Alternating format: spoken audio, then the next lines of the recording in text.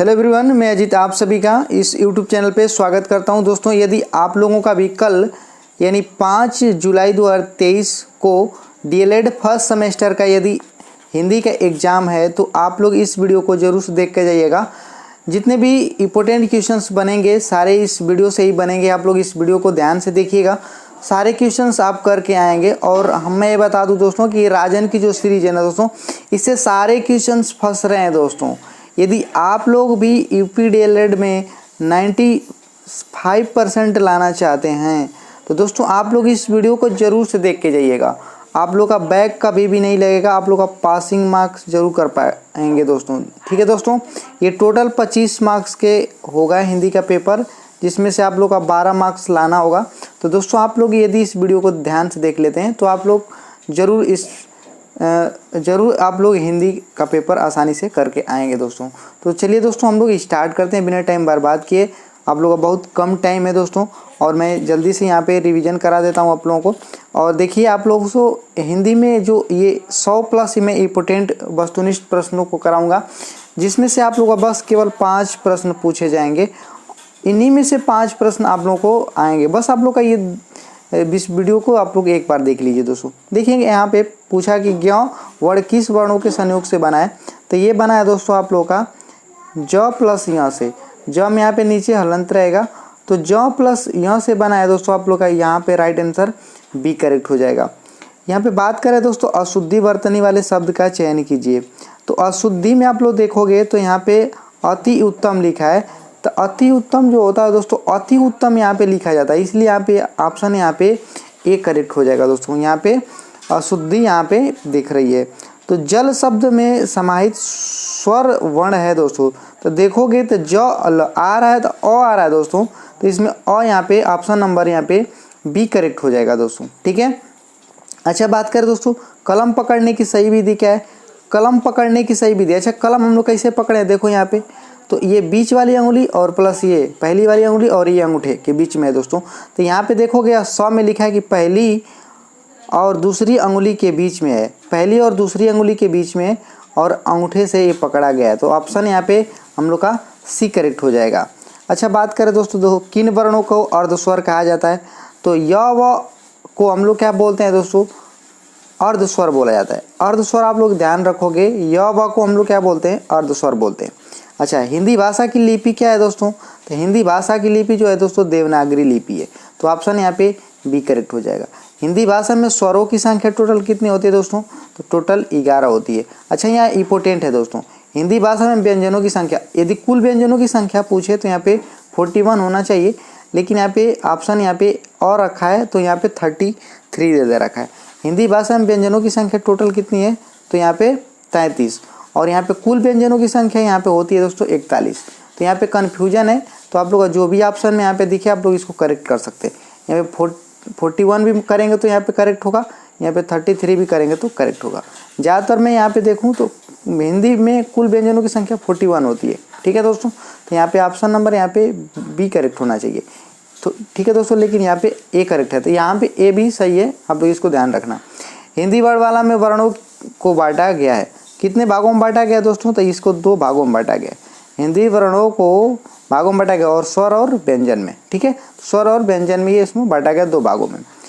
ड तथा ढ वर्ण है दोस्तों, तो ये कौन सा वर्ण है, तो ये आप लोग को बताना है का अंतस्थ व्यंजन है। ठीक है दोस्तों, अंतस्थ वर्ण है, ये आप लोग को यहाँ पे ऑप्शन नंबर यहाँ पे ब करेक्ट हो जाएगा। ठीक है, अच्छा चलते हम लोग दोस्तों अगला प्रश्न पे देखेंगे। अगला प्रश्न दोस्तों यहाँ पे है कि भाषा की सबसे छोटी और महत्वपूर्ण इकाई है। तो भाषा की सबसे छोटी जो होती है दोस्तों ना, उसको हम लोग ध्वनि बोलते हैं। भाषा की सबसे छोटी इकाई जो होती है दोस्तों क्या होती है, ध्वनि होती है। अच्छा बात करें भाषा प्रारंभ होती है कहाँ से, भाषा प्रारंभ कहाँ से होती है, तो आप लोग यहाँ से देखोगे ध्वनि से ही स्टार्ट होती है। तो ऑप्शन यहाँ पे बी करेक्ट हो जाएगा। ठीक है, भाषा अभिव्यक्ति के साधन है दोस्तों। भाषा अभिव्यक्ति के साधन है, बोलकर और सुनकर, लिखकर और पढ़कर, अ व दोनों या इनमें से कोई नहीं। तो यहाँ पे देखो बोलकर और सुनकर भी सही है, लिखकर और पढ़कर भी सही है, इसलिए ऑप्शन यहाँ पे स करेक्ट हो जाएगा दोस्तों। ठीक है, आप लोग देखोगे वर्ण ब का उच्चारण स्थान कहाँ पे है, तो दंत से होता है, तालव्य से होता है, ओष्ठ से होता है या कंठ से होता है। तो ब देखो आप लोग बजा रहे हो तो ओष्ठ यहाँ पे सट रहे हैं, तो यहाँ पे ओष्ठ यहाँ पे आ जाएगा। ठीक है, ऑप्शन नंबर यहाँ पे स करेक्ट हो जाएगा।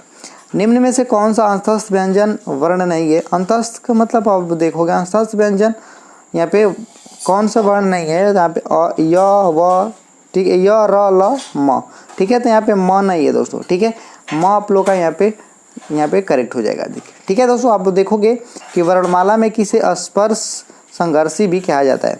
ठीक है, तो क वर्ग को, ट वर्ग को, च वर्ग को, प वर्ग को। ठीक है, तो यहाँ पे च वर्ग जो होता है स्पर्श संघर्षी कहा जाता है। ठीक है, निम्नलिखित में से किस शब्द में शुद्ध मात्रा प्रयुक्त हुई है? रेणु, रेणु, यहाँ पे रेणु, रेणु, देखो यहाँ पे लिखा है, तो कौन से में शुद्ध यहाँ पे यूज किया गया है? तो रेणु यहाँ पे ऐसे लिखा जाता है, तो ऑप्शन यहाँ पे स करेक्ट हो जाएगा।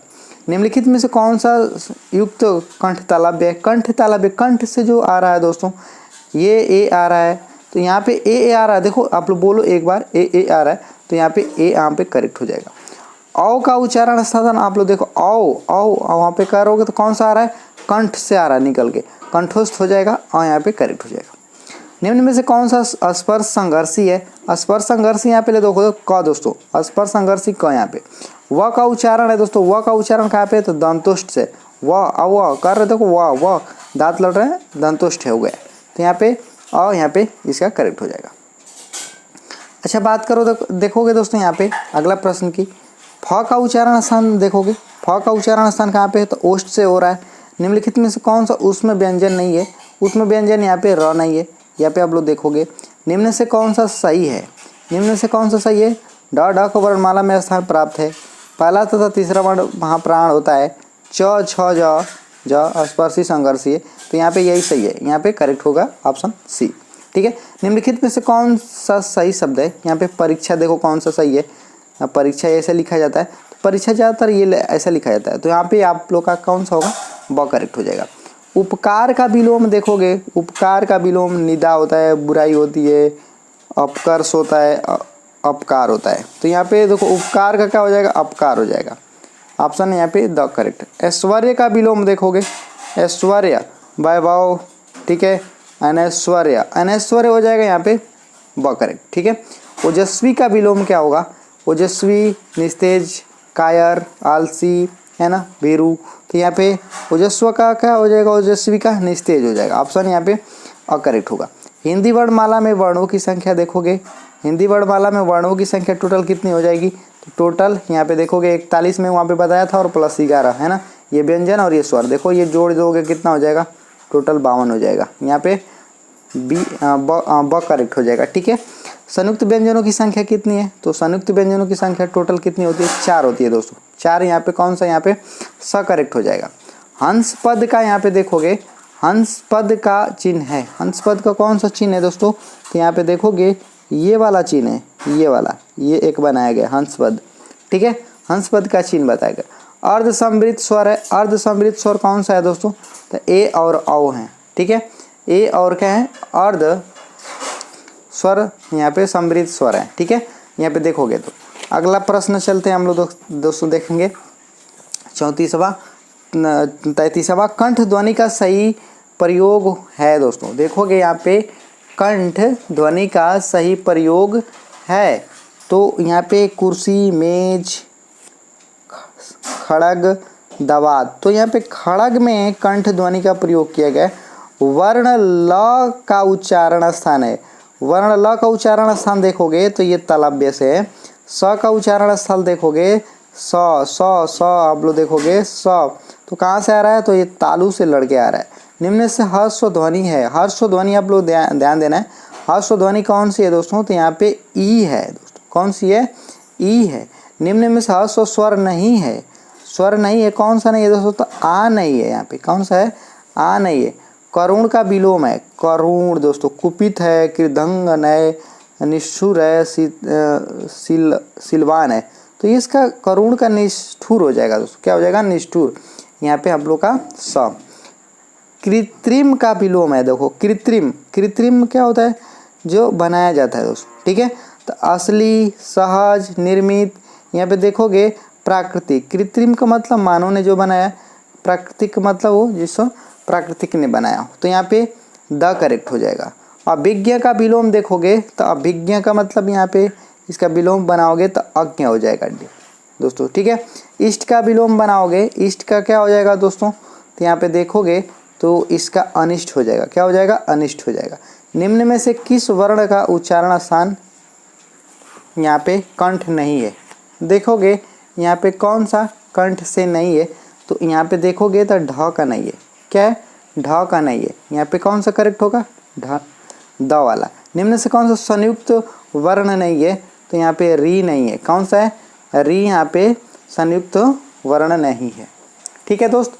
चलो अब लोग देखोगे 44 नंबर क्वेश्चन है कि जिन वर्णों का उच्चारण बिना बाधा और अवरोध के होता है ऐसे वर्णों को क्या बोलते हैं, तो ऐसे वर्णों को हम लोग बोलते हैं दोस्तों स्वर, यानी जिसको आसानी से हम लोग बोल सकते हैं उसको हम लोग क्या बोलते हैं, स्वर बोलते हैं।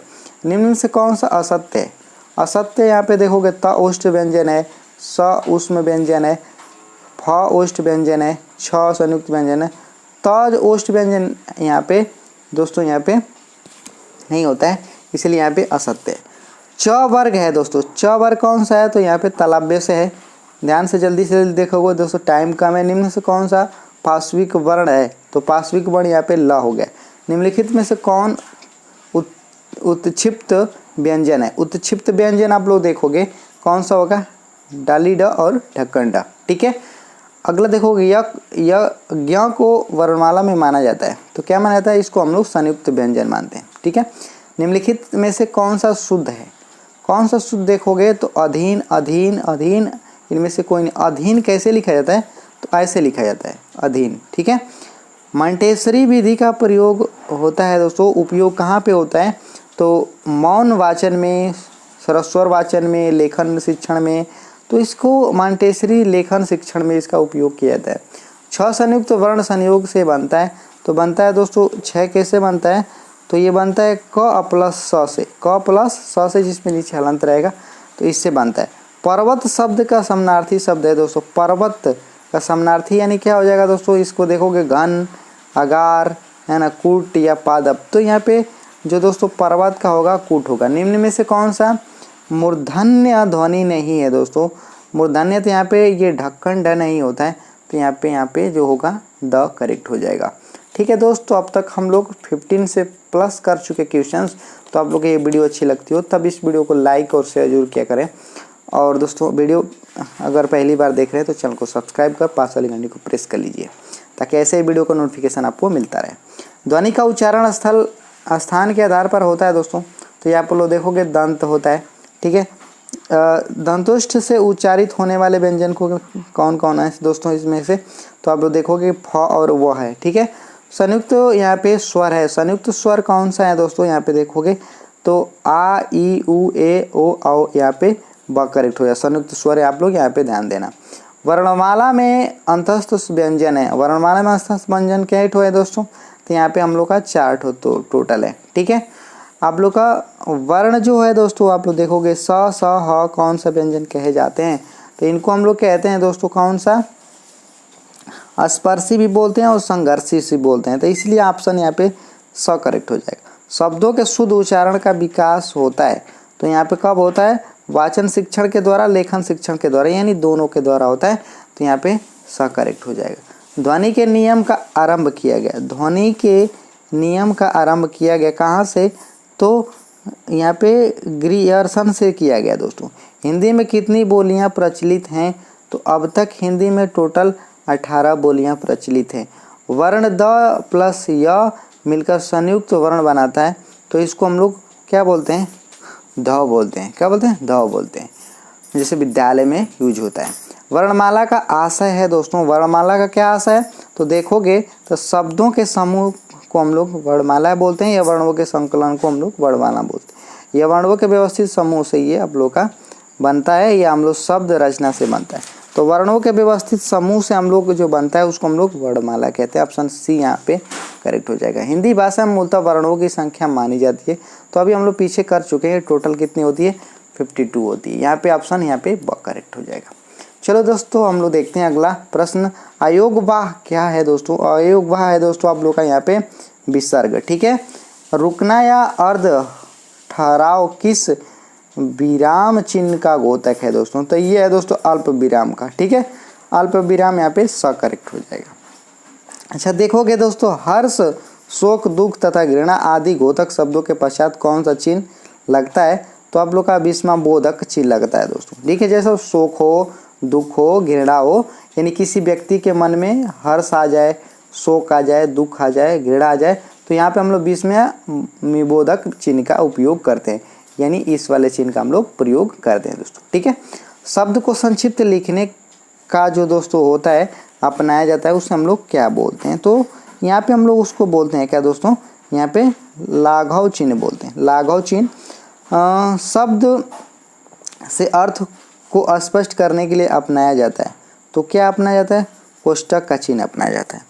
प्रश्न सूचक विराम का चिन्ह है दोस्तों को, यहाँ पे देखो प्रश्न सूचक, यहाँ पे आसानी से सभी को पता होगा प्रश्न सूचक जो चिन्ह होता है इसको क्या से दर्शाया जाता है? क्वेश्चन मार्क इसको बोलते हैं। इनमें से कौन सी ध्वनि अंतस्थ नहीं है? तो अंतस्थ आप लोग देखोगे ब नहीं होता है। पाठ्य वस्तु विश्लेषण होता है, तो क्या होता है? तो एक कलांश की शैक्षणिक सामग्री होती है दोस्तों। आनंद का विलोम देखोगे, आनंद का क्या हो जाएगा? विलोम है ना, तो यहाँ पे विषाद हो जाएगा। क्या हो जाएगा? विषाद दोस्तों, ठीक है। विरोध शब्द का विलोम, ठीक है, विरोध का क्या हो जाएगा दोस्तों? तो यहाँ पे समर्थन हो जाएगा। स ह व्यंजन कहलाते हैं। क्या कहलाते हैं? उष्म व्यंजन कहलाते हैं, ठीक है दोस्तों। यहाँ पे 76 क्वेश्चंस आप लोग रिवीजन कर चुके हैं। आप लोग इसको जरूर वीडियो को रिवीजन करके देखिएगा दोस्तों। इन्हीं क्वेश्चनों में से आप लोगों का कहीं ना कहीं क्वेश्चंस फंसेंगे। अहि शब्द का अर्थ है दोस्तों, तो अहि का होता है दोस्तों सर्प। अस्थावर का विलोम क्या होता है? तो अस्थावर का होता है जंगम, ठीक है। निम्नलिखित में से शुद्ध शब्द है। कुमुदनी, कुमुदनी देखो कैसे लिखा है, तो कुमुदनी यहाँ पे कैसे लिखा गया है? ऐसे लिखा गया है, ठीक है, कुमुदनी। यहाँ पे देखोगे शुद्ध वर्तनी वाला शब्द है। श्रृंगार कैसे लिखा गया? तो श्रृंगार आप लोग देखोगे ऐसे लिखा जाता है, ठीक है दोस्तों। भाषा संसार का नादमय चित्र है, यह कथन किसका है? तो ये है दोस्तों सुमित्रानंद पंत का। ऑप्शन यहाँ पे स। देवनागरी लिपि की विशेषता संबंधी नहीं है दोस्तों, तो ये शिरो रेखा का प्रयोग अनावश्यक केवल अंकरण के लिए है दोस्तों, ठीक है। यहाँ पे स करेक्ट हो। भाषा की सबसे छोटी का ही हम लोग पीछे कर चुके हैं दोस्तों, क्या कहते हैं? वर्ण कहते हैं, ठीक है। अनुग्रह शब्द का विलोम है। अनुग्रह शब्दों का विलोम क्या हो जाएगा? विग्रह हो जाएगा। अब्ज शब्द का अर्थ है दोस्तों, तो यहाँ पे अब्ज का हो गया, यहाँ पे शंख भी हो जाएगा, कमल भी हो जाएगा, कपूर यानी सभी हो जाएगा। क से म तक के व्यंजन कहलाते हैं। क्या कहलाते हैं दोस्तों? स्पर्शी व्यंजन कहलाते हैं। निम्नलिखित में से कौन सा शब्द समुद्र का पर्यायवाची नहीं है? जलादि, उल्दी, उर्वशी या हम लोग का हो जाएगा वयोधि। यहाँ पे उर्वशी, यहाँ पे दोस्तों यहाँ पे समुद्र का पर्यायवाची नहीं है दोस्तों, ठीक है। आप लोग यहाँ पे देखोगे तो यहाँ पे द करेक्ट हो जाएगा। चलो दोस्तों अगला हम लोग देखते हैं प्रश्न। निम्नलिखित में से कौन सा शब्द हिमालय का पर्यायवाची नहीं है? हिमालय का गिरिराज यहाँ पे होता ही है, गिरी जेस नहीं होता है, नगराज होता है, हिमाद्री होता है, तो यहाँ पे बी करेक्ट हो जाएगा। निम्नलिखित में से कौन सा शब्द सरस्वती का पर्यायवाची नहीं है? तो यहाँ पे देखोगे महेश, महाश्वेता, बीणा वाली, भारती, ये सभी होता है, पद्मा नहीं होता है दोस्तों। निम्नलिखित में से कौन सा शब्द सूर्य का पर्यायवाची नहीं है? यहाँ पे निशाकर, दिनेश, दिनकर, प्रभाकर। यहाँ पे निशाकर कोई वर्ड यहाँ पे नहीं है, तो यहाँ पे देखोगे तो ए करेक्ट हो जाएगा। निम्नलिखित में से कौन सा शब्द सुंदर का पर्यायवाची नहीं है? सुंदर का देखोगे तो ललाम होता ही है दोस्तों, ठीक है, चारू भी होता है, मंजुल भी होता है, यहाँ पे मंजूषा नहीं होता है। ऑप्शन यहाँ पे स करेक्ट हो जाएगा। उज्ज्वल का समानार्थी देखोगे, उज्ज्वल का समानार्थी क्या होता है? धवल होता है। ऊर्जा का समानार्थी देखोगे तो क्या होता है? ओज होता है दोस्तों, ठीक है। वाचन शिक्षण की विधि है, सॉरी यहाँ पे एक छूट गया। गृह कार्य में प्रश्न करवाए जाते हैं। क्या करवाए जाते हैं दोस्तों? तो आप लोग का अवबोध की दृष्टि से करवाए जाते हैं और ज्ञान की दृष्टि से करवाए जाते हैं, यानी दोनों विधि से करवाए जाते हैं। वाचन शिक्षण की विधि क्या कहलाती है दोस्तों? तो वाचन शिक्षण की विधि क्या कहलाती है? संप्रेषण विधि भी कहलाती है, अंकुरण विधि भी कहलाती है, ठीक है। मौन वाचन शिक्षण का उद्देश्य क्या है दोस्तों? तो देखोगे मनन शक्ति का विकास होता है, तार्किक योग्यता का विकास होता है, इसलिए यहाँ पे स करेक्ट हो जाएगा। लेखक शिक्षण की प्रक्रिया विधि है दोस्तों, प्रमुख विधि है, तो यहाँ पे बोलने का कौशल भी होता है, लिखने का कौशल भी होता है, पढ़ने का कौशल, यानी ऊपर तो यहाँ पे देखोगे सभी। तो यहाँ पे लेखन शिक्षण की प्रमुख विधि क्या है? लिखने का कौशल होता है, यहाँ पे ब करेक्ट हो जाएगा, ठीक है। वाचन शिक्षण का उद्देश्य क्या है दोस्तों? तो वाचन शिक्षण का अध्ययन बोलने का कौशल और पढ़ने का कौशल, यहाँ पे स करेक्ट हो जाएगा। यानी हम लोग 100 क्वेश्चन पे पहुंचने वाले हैं। तो आप लोग को ये वीडियो अच्छी लगती है तो वीडियो को लाइक और शेयर सब्सक्राइब कीजिए, और चैनल पे पहली बार विजिट करें तो ज़रूर अपने दोस्तों के साथ इसको शेयर कीजिएगा। यह वाला व्यंजन कहलाते हैं दोस्तों, अभी हम लोग पीछे कर चुके हैं। यह वाला क्या कहलाते हैं, तो ये कहलाते हैं दोस्तों अंतस्थ स्वर कहलाते हैं, अंतस्थ कहलाते हैं, अंतस्थ व्यंजन कहलाते हैं। तो आप लोग इसको देखोगे तो ब करेक्ट हो जाएगा। द्विज शब्द का अर्थ है दोस्तों, द्विज का क्या होता है दोस्तों, तो होता है द्विज, यहाँ पे देखोगे ब्रह्मांड भी नहीं होता है, दांत भी नहीं होता, पक्षी नहीं होता है, यानी इनमें से कोई भी नहीं ऑप्शन। तो लिपि विकास का प्रथम सोपान है, लिपि विकास का प्रथम सोपान है, तो यहाँ पे कहोगे इनमें से कोई नहीं। ठीक है। जंगम का विलोम शब्द है, जंगम का विलोम शब्द क्या है दोस्तों, अस्थावर है दोस्तों। दिन का विलोम क्या होता है, दिन का विलोम रात होता है। आनंद का पर्यायवाची क्या होता है, आनंद का पर्यायवाची क्या होता है दोस्तों, आप लोग देखोगे प्रमोद होता है। इंद्र का पर्यायवाची क्या होता है दोस्तों, तो यहाँ पे पुरंदर होता है। तरंग का पर्यायवाची क्या होता है, तरंग का पर्यायवाची देखोगे दोस्तों तो आप लोग का उर्मी होता है। दास का पर्यायवाची क्या होता है, दास का पर्यायवाची क्या होता है, तो दास का पर्यायवाची यहाँ पे सेवक होता है। बिबारी, यहाँ पे देखोगे दोस्तों बिबारी की पर्यायवाची क्या होती है, बिबारी की पर्यायवाची छड़दा होती है। ठीक है। निम्नलिखित कौन सा एक अग्नि का पर्यायवाची नहीं है, अग्नि का पर्यायवाची देखोगे दोस्तों तो आप लोग अग्नि का पर्यायवाची यहाँ पे अनिल नहीं है। ठीक है दोस्त। अभी हम लोग देखो कपितय, कपितय का समानार्थी नहीं है दोस्तों, तो यहाँ पे कुछ नहीं होता है। ठीक है। अर्धविराम होता है दोस्तों, अर्धविराम क्या होता है, बीच में घोतक होता है, प्रश्न का घोतक होता है, या पूर्ण विराम का कम होता है। यहाँ पे देखोगे यहाँ पे स करेक्ट हो जाएगा। विराम का शाब्दिक अर्थ होता है, विराम का शाब्दिक अर्थ क्या होता है दोस्तों, तो यहाँ पे होता है ठहराव यानी रुकना। पूर्ण विराम से अभिप्राय है दोस्तों, क्या होता है, थोड़ी देर के लिए रुकना। ठीक है। पूरी तरह से रुकना, यहाँ पे ब करेक्ट हो जाएगा। ठीक है। लघु का विलोम होता है, लघु का विलोम क्या होता है, उल्टा इसका करोगे तो बड़ा हो जाएगा। ठीक है। यानी बड़ा यानी गुरु यहाँ पे इसका हो जाएगा। ठीक है। लघु में छोटा, गुरु में हो जाएगा बड़ा। ठीक है। पर्वत का समानार्थी देखोगे, पर्वत का समानार्थी क्या होता है, तो यहाँ पे पर्वत का क्या हो जाएगा दोस्तों, कुट हो जाएगा। ठीक है। निम्नलिखित में कौन सा एक शब्द आकाश का पर्यायवाची नहीं है, तो आकाश का पर्यायवाची यहाँ पे श्रांति नहीं है। ठीक है। नूतन का विलोम है, नूतन का विलोम क्या है, पुरातन है। य वर्ण है दोस्तों, य वर्ण है देखोगे तो अंतस्थ है, अंतस्थ वर्ण है। ठीक है। भाषा शिक्षण के अंतर्गत सुलेख से तात्पर्य है, तो यहाँ पे देखोगे सुंदर लेखन का। ठीक है। अंतस्थ व्यंजन की संख्या है कितना होता है दोस्तों, तो यहाँ पे देखोगे 4 होता है। ठीक है। हम लोग कई बार इसको रिवीजन कर चुके हैं, आप लोग देखोगे 2022 में पूछा गया क्वेश्चंस, और बार बार ये रिवीजन पूछा। अंतस्थ व्यंजनों की संख्या टोटल 4 होती है, आप लोग इसको ध्यान देना। ठीक है। अच्छा, आओ हम लोग कुछ और देख लेते हैं क्वेश्चंस को। स्पर्श व्यंजनों की संख्या कितनी होती है, तो आप लोग देखोगे स्पर्श व्यंजनों की संख्या टोटल कितनी होती है, 25 होती है दोस्तों। ठीक है। 25 होती है। निम्नलिखित में से कौन सा महाप्राण नहीं है, महाप्राण नहीं है दोस्तों, आप लोग देखोगे तो यहाँ पे कौन नहीं होता है। ठीक है। ऑप्शन यहाँ पे करेक्ट हो जाएगा। कृष शब्द का विलोम क्या है, तो कृष शब्द का विलोम देखोगे दोस्तों तो यहाँ पे क्या होता है, स्थूल होता है। ठीक है।